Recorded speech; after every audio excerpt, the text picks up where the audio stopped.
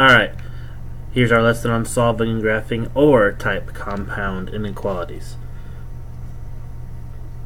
In order to solve these, we have to just solve each inequality individually.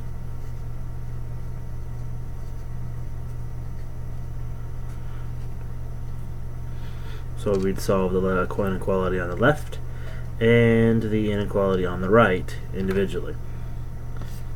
In our case of example number 1, both of our inequalities are already solved for x, so they're already solved.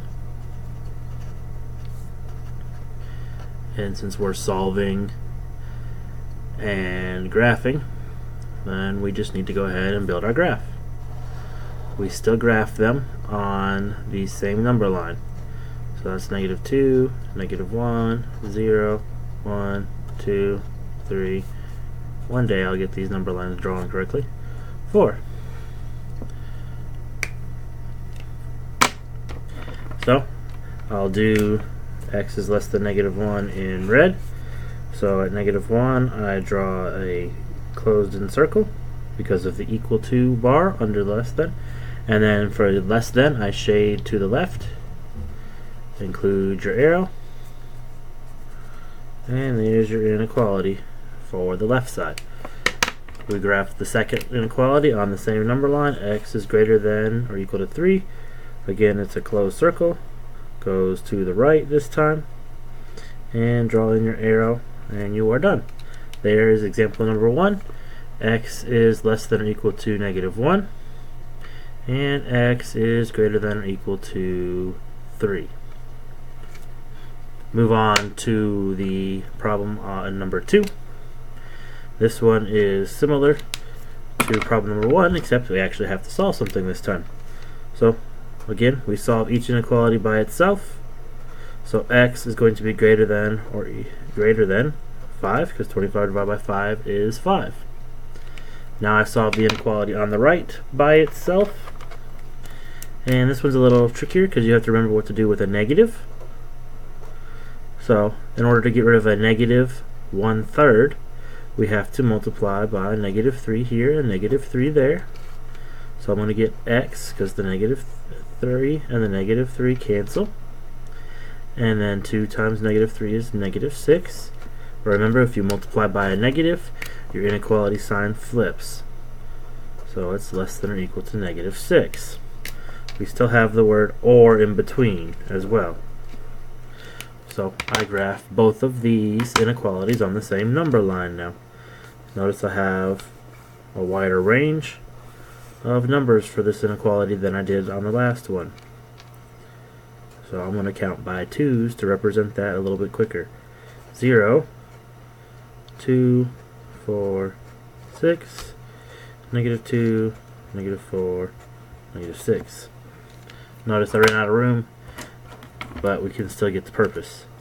This -6 inequality will be in blue, and our x is greater than 5 inequality will be in orange. Man, I'm a Florida fan. That's terrible. X is greater than 5. So right here would be 5. Draw an open circle and an arrow to the right. And x is less than or equal to -6. So I draw a closed circle at -6 and draw an arrow. So there's your inequality. X is greater than 5, or x is less than or equal to -6. Notice they are diverging away from each other. The numbers in between are not answers. It's the numbers on either end that are answers in this case. Now you need to complete practice problems 1 and 2. Practice problems 1 and 2 need to be completed. Practice problem 1 is similar to example 1. It is just a graph. So draw your number line. Put in your numbers.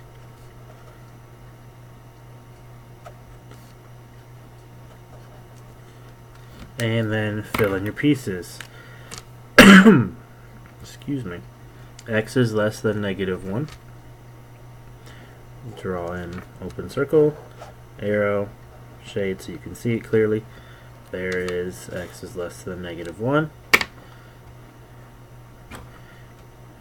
And red, x is greater than 3, close circle, because it's equal to greater than 3. Draw in your red so you can see, and add your arrow. There you go. That is correct. Finally, you solve practice problem 2, each inequality individually. So just treat it like your two-step equations. So 2x is less than 4, and so x is greater than 2. We work on the second one. We add 5, so -3x is greater than or equal to 9. Divide by -3, so x -3. And remember, we have to flip the sign because we divided by a negative, so x is less than or equal to -3.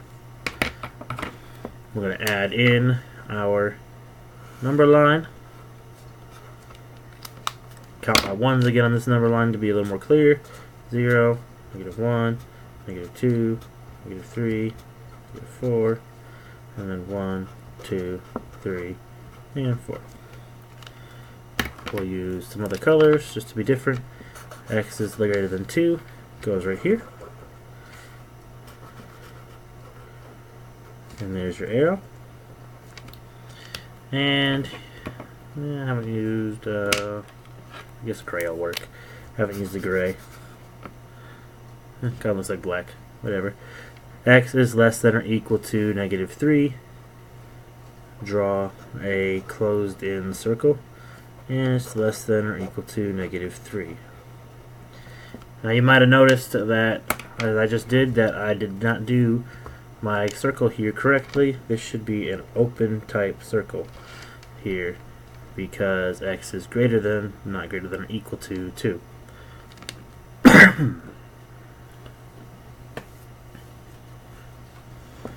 That is the end of your lesson on solving OR type compound inequalities.